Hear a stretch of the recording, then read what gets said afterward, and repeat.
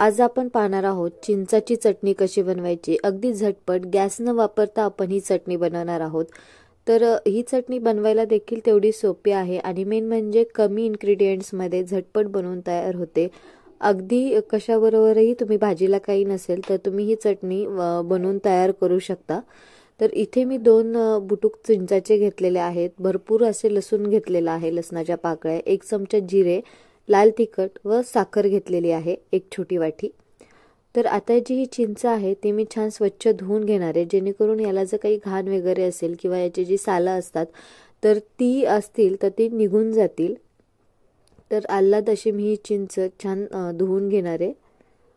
तर आता आपण ही डायरेक्टली मिक्सरच्या भांड्यामध्ये टाकूयात। तर आपल्याला बिलकुल इथं गॅस ऑन करायचाच नाहीये ही चटणी बनवताना। तर आता याच्यामध्ये मी चिंच घातलेली आहे। आता एवढा लसूण घालूयात आपण, म्हणजे जवळजवळ 15 ते 20 पाकळ्या असतील ह्या, म्हणजे एक लसणाची जी कांडी असते त्याच्या जेवढा लसूण येईल तेवढं मी ह्याच्यामध्ये घातलेला आहे। 1 चमचा जिरे घातलेले आहेत व 1 छोटी वाटी साखर घालूयात।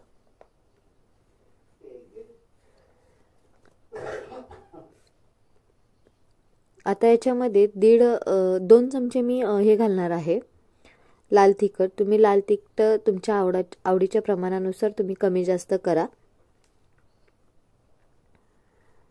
ही चटणी आंबट गोड छान होते आणि चवीला देखील उत्तम बनून तयार होते।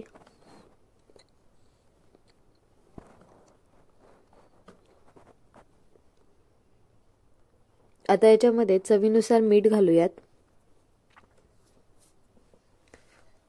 व याची मिक्सरला बारीक फाईन पेस्ट करून घ्यायची आहे।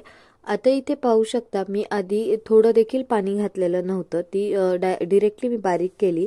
जर अशा वेळी जर थोडंसं म्हणजे नसेल बारीक होत तर तुम्ही थोडंसं पाणी घालून ती बारीक करू शकता। तर इथे मी फाईन पेस्ट करून झालेली आहे।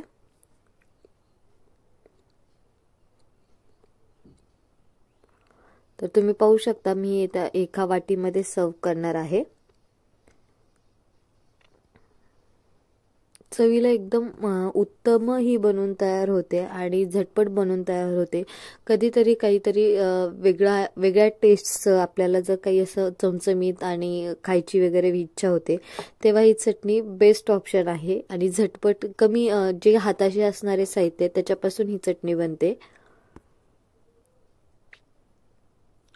जर तुम्हाला ह्याला फोडणी वगैरे द्यायची असेल तर वरतून तुम्ही जिरे मोहरीची फोडणी तेलाचा तडका थोडंसं दिला तरी हरकत नाही, पण आवश्यकता नाहीये या चटणीला। तर तुम्ही इथे पाहू शकता आपली चटणी बनवून तयार झालेली आहे। तर अशाच नवनवीन व चमचमीत रेसिपीसाठी आपल्या चॅनलला लाईक, शेअर, सबस्क्राईब करायला विसरू नका। तोपर्यंत खात राहा, मस्त राहा, आनंदी राहा।